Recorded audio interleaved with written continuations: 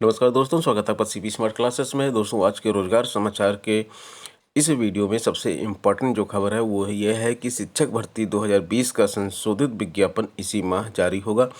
और इसके लिए मैंने कल भी आपको बताया था कि जो विकी खान की टीम है उसके साथ विकी खान ने धरना प्रदर्शन किया था और वहाँ पर जो वार्ता निकल के आई थी उनकी 11 सूत्री मांगों पर विचार किया गया था और एक एक पॉइंट के बारे में मैंने डिटेल से आपको बताया था। देखिए, आज के समाचार पत्रों में भी इसके बारे में छपा है कि माध्यमिक कॉलेजों की भर्तियों को लेकर प्रतियोगियों ने गुरुवार को माध्यमिक शिक्षा सेवा चयन बोर्ड पर सत्याग्रह किया। चयन बोर्ड की ओर से प्रतियोगियों को आश्वस्त किया गया कि शिक्षक भर्ती 2020 के संशोधित विज्ञापन इसी माह जारी होगा। वहीं तदर्थ शिक्षकों को भारांक देने पर भी चयन बोर्ड बैठक में जल्द फैसला लेगा। प्रतियोगी मोर्चा के संयोजक विक्की खान की अगुवाई में सैकड़ों प्रतियोगी 11 सूत्री मांगों को लेकर गुरुवार को चयन बोर्ड पहुंचे थे। वहां बोर्ड के उप सचिव नवल किशोर से उनकी वार्ता हुई। उसके मुताबिक प्रतियोगियों का दावा है कि तदर्थ शिक्षकों की रिक्तियां मूल विज्ञापन में जोड़ी जाने और उनका विवरण व पदों की संख्या अधियाचन मिलने के बाद प्रकाशित किए जाने का आश्वासन दिया गया है। इसी तरह अन्य आश्वासन भी उनको मिले हैं, जिसमें 2016 के विज्ञापन के रिजल्ट के बारे में भी बताया गया है और टीजीटी जीव विज्ञान का अध्याचन लिया जा चुका है। संशोधित विज्ञापन इसी माह जारी करने की पूरी तैयारी है, ये नवल किशोर जो कि उप सचिव हैं उनका कहना है।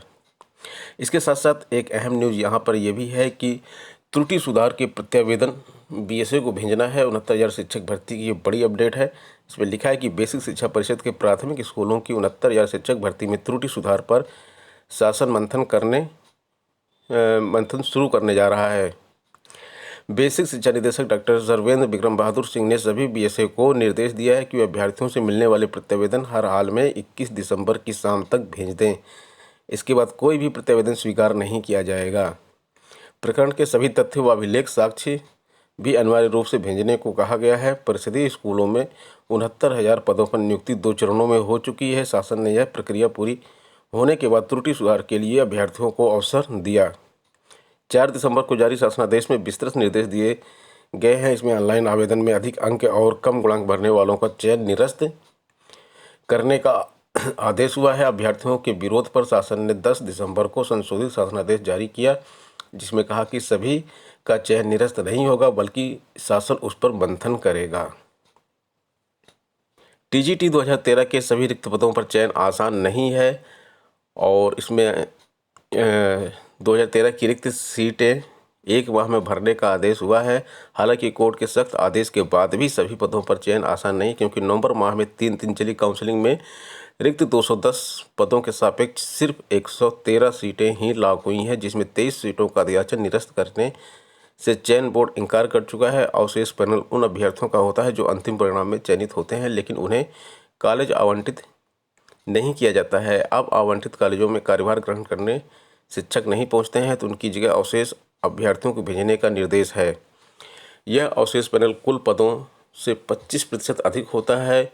हाई कोर्ट ने रिक्त पदों पर 20 जनवरी तक चयन की प्रक्रिया पूरी करने का आदेश दिया है, लेकिन इधर अवशेष पैनल में रिक्त सीटों के लिहाज से अभ्यर्थी ही नहीं है और जिन ने कॉलेजों का विकल्प दिया है उन्हें भी मनचाहे कॉलेज नहीं मिल पा रहे हैं।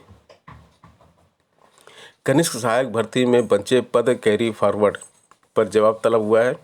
इलाहाबाद हाई कोर्ट ने 2016 में निकली 5,306 पद की कनिष्ठ सहायक की भर्ती में बचे पदों को कैरी भरने व कैरी फॉरवर्ड पर रोक की मांग में दाखिल याचिका पर जवाब तलब किया है। कोर्ट ने राज्य सरकार व उत्तर प्रदेश अधीनस्थ सेवा चयन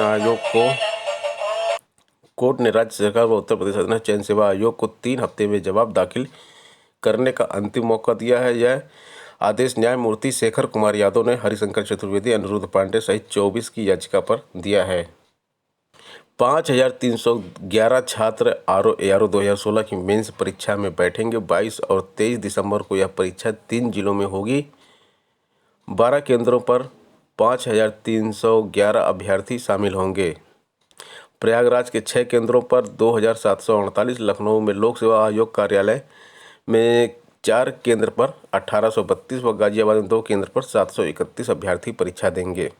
22 दिसंबर को प्रथम सत्र में 9:30 से 11:30 बजे तक सामान्य अध्ययन वस्तुनिष्ठ प्रकार का पेपर होगा, जबकि द्वितीय सत्र में दोपहर 2 से शाम 5 बजे तक प्रथम खंड में 2.5 घंटे की सामान्य हिंदी एवं आलेखन परंपरागत की परीक्षा होगी। द्वितीय खंड में 30 मिनट की सामान्य शब्द ज्ञान या व्याकरण की वस्तुनिष्ठ परीक्षा कराई जाएगी।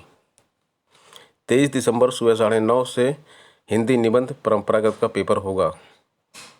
स्टेनोग्राफर ग्रेड सी व डी परीक्षा 2018 की भर्ती शुरू हो गई है। कर्मचारी चयन आयोग ने भारतीय लेखा परीक्षा व लेखा विभाग में स्टेनोग्राफर ग्रेड 2 के खाली पदों को भरने की प्रक्रिया शुरू कर दी। अभ्यर्थियों से व्यक्तिगत ब्यौरा मांगा गया। ब्यौरा देने के बाद नियुक्ति की प्रक्रिया शुरू हो जाएगी। स्टेनोग्राफर ग्रेड सी व डी परीक्षा 2018 के माध्यम से भारतीय लेखा परीक्षा और लेखा विभाग भारत के नियंत्रण एवं महालेखा परीक्षक के तहत कार्यालय के स्टेनोग्राफर ग्रेड 2 के पद पर नियुक्ति के लिए नामित अभ्यर्थियों को राज्यों व कार्यालयों का आवंटन मेरिट रैंक व राज्य वरीयता के आधार पर होगा। भारत के नियंत्रक व महालेखा परीक्षक की वेबसाइट पर इसकी विस्तृत सूचना उपलब्ध है। छात्र वहां से इसकी विस्तृत सूचना देख सकते हैं।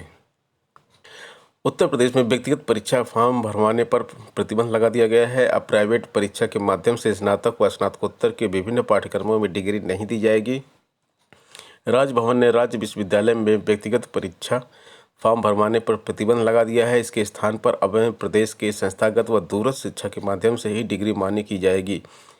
कुलाधिपति के विशेष कार्याधिकारी क्यूरी सी संपत की ओर से समस्त राज्य विश्वविद्यालयों के कुलपतियों को जारी परिपत्र में प्राइवेट के रूप में प्रचलित शैक्षिक व्यवस्था पर प्रतिबंध लगाने का निर्देश दिया गया है। महात्मा गांधी काशी विद्यापीठ के कुलपति को भी इस आशय का परिपत्र बुधवार को मिला है। इसे देखते हुए विद्यापीठ वर्तमान सत्र से ही प्राइवेट परीक्षा की प्रथा खत्म करने पर विचार कर रही है। दरअसल फॉर्म भरने वाले व्यक्तिगत परीक्षार्थियों को सीधे परीक्षा में बैठने की अनुमति मिल जाती है। व्यक्तिगत परीक्षार्थियों को क्लास भी नहीं करना होता है। साथ ही आंतरिक असेसमेंट का भी कोई व्यवस्था नहीं, जबकि दूरस्थ शिक्षा में विद्यार्थियों को स्टडी मटेरियल उपलब्ध कराया जाता है। यही नहीं, अवकाश में या शनिवार या रविवार को बाकायदा कक्षाएं भी चलाई जाती हैं। जैसे इग्नू की बात करें हम, इग्नू में इस तरह की व्यवस्था है। तो अब इस तरह के दूरस्थ जो कार्यक्रम है वहाँ से ही आप डिग्री ले सकते हैं। प्राइवेट व्यवस्था अब पूरी तरह से समाप्त कर दी जाएगी। या तो आप संस्थागत BA BSc BCom या फिर ग्रेजुएशन या परास्नातक कर सकते हैं, या फिर दूरस्थ डिग्री से कर सकते हैं। भर्ती परीक्षाओं के प्राप्तांक और कट ऑफ के लिए प्रतियोगी अड़े हुए हैं। प्रतियोगी छात्र संघर्ष समिति ने UPPSC अध्यक्ष को ज्ञापन दिया है और उनका कहना है कि प्राप्तांक और कट ऑफ जारी किए जाने चाहिए। बृहस्पतिवार को प्रतियोगी छात्र संघर्ष समिति के पदाधिकारियों ने उत्तर प्रदेश लोक सेवा आयोग के अध्यक्ष को संबोधित ज्ञापन देकर मांग की है कि PCS 2018, लोअर PCS 2015 व अन्य परीक्षाओं की मार्कशीट व कट ऑफ अंक शीघ्र जारी किए जाएं। साथ ही कॉपी दिखाने के लिए RTI स्वीकार करने की मांग की। समिति के पदाधिकारियों ने कहा कि 15 दिनों में उनकी मांगें नहीं मानी गई। प्रतियोगी छात्र संघर्ष समिति न्यायालय की शरण में जाएगी। समिति के मीडिया प्रभारी प्रशांत पांडे, महासचिव शिल्पी स्वरूप सरोज, संगठन मंत्री प्रेम सिंह रघुवंशी ने ज्ञापन के माध्यम से कहा कि UPPSC लंबे समय से घोषित परिणामों की कट ऑफ जारी नहीं कर रहा है और ना ही मार्कशीट। लोअर PCS 2015 का परिणाम 13 अप्रैल 2018 को जारी हुआ था, लेकिन मार्कशीट आज तक जारी नहीं की गई। मार्कशीट देखने के बाद प्रतियोगी अपना मूल्यांकन करते हैं और इसी के आधार पर अपनी कमियों को दूर करते हैं। तो ये तो बिल्कुल सही बात है कि किसी भी परीक्षा की मार्कशीट देखना प्रतियोगी छात्रों का अधिकार है और उसके बाद उसका कट ऑफ जारी किया जाना चाहिए, जिससे कि छात्रों को अपना मूल्यांकन करने में आसानी हो। उनको पता चले कि कितना कट ऑफ गया, कितना उन्होंने स्कोर किया, कहाँ उनसे गलती हुई, किस सेक्शन में उन्होंने कम स्कोर किया। तो इसकी सब जानकारी मुहैया कराई जानी चाहिए। प्रवक्ता भर्ती आवेदन का प्रारूप बदल गया है। UPPSC ने होम्योपैथिक मेडिकल कॉलेजों के 130 पदों पर सीधी भर्ती कर रही है और वहाँ पर इन्होंने प्रवक्ता भर्ती का जो आवेदन का प्रारूप है उसको बदल दिया है और 130 पदों में 63 पद अनारक्षित हैं, 29 पद अन्य पिछड़ा वर्ग के हैं, 25 अनुसूचित जाति और 13 EWS अभ्यर्थियों के लिए आरक्षित हैं। ऑनलाइन आवेदन प्रक्रिया 24 नवंबर से शुरू हुई थी। ऑनलाइन आवेदन शुल्क बैंक में जमा करने की अंतिम तिथि 21 दिसंबर और ऑनलाइन आवेदन को सबमिट करने की अंतिम तिथि 24 दिसंबर निर्धारित थी। अब ऑनलाइन शुल्क जमा करने की अंतिम तिथि बढ़ाकर 8 जनवरी 2021 व ऑनलाइन आवेदन पूर्ण करने की अंतिम तिथि 11 जनवरी 2021 कर दी गई है। आयोग ने इससे संबंधित नोटिस जारी कर दिया है और यहाँ पे पूरी डिटेल लिखी हुई है कि कैसे करना है छात्रों को। इस संबंध में सूची है कि ऑनलाइन आवेदन के प्रारूप में स्नातकोत्तर के प्राप्तांक के प्रतिशत के उक्त कॉलम के स्थान पर स्नातकोत्तर है या नहीं, इसका विकल्प उपलब्ध कराया गया है। साथ ही स्नातक के प्राप्तांक प्रतिशत को भरने के लिए एक नया कॉलम ऑनलाइन आवेदन के प्रारूप में सम्मिलित किया गया है। तो यह दो चीज़ें वहाँ पे ऐड की गई हैं। तो अभ्यर्थियों को नए अनुरूप में आवेदन करें, जिससे कि अभ्यर्थियों ने पूर्व में अपना आवेदन पूर्ण कर लिया है, उन्हें नया आवेदन करने की आवश्यकता नहीं है, किंतु वह आयोग की वेबसाइट के माध्यम से अपने आवेदन में ही उपयुक्त संशोधन, 2 संशोधन है। स्नातकोत्तर में प्राप्तांक प्रतिशत के स्थान पर स्नातकोत्तर है या नहीं, यस या नो करना है उनको, और स्नातक के प्राप्तांक प्रतिशत का उल्लेख उनको करना है। दिव्यांग अभ्यर्थियों को 4% आरक्षण के लाभ का प्रस्ताव भेज दिया गया है। छात्र यहाँ पर देखिए, लखनऊ की खबर है, यहाँ पे जो है इनको 4% आरक्षण का लाभ देने का प्रस्ताव स्कूल शिक्षा महानिदेशक विजय किरण आनंद को भेज दिया गया है, लिखा हुआ है यहाँ पे। और दूसरी न्यूज है आपकी प्रयागराज की, जो छात्र यहाँ पे 69,000 शिक्षक भर्ती के दिव्यांग आरक्षण में गड़बड़ी को लेकर धरना दे रहे हैं, तो उनका धरना अभी भी जारी है।